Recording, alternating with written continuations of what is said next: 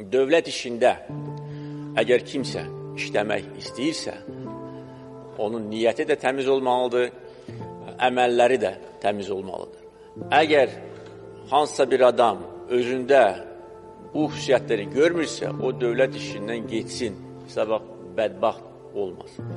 Biz bir çox gözəl qanunlar qəbul edirik.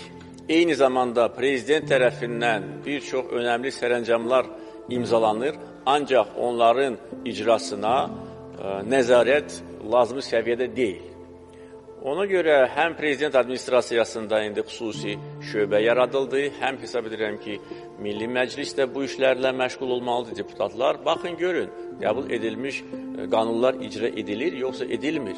Bu qanunları pozurlar, yoxsa pozmurlar. Və əgər belə hallar aşkarlanarsa, onda əlbəttə ki, ciddi cəza tədbirləri görülməlidir.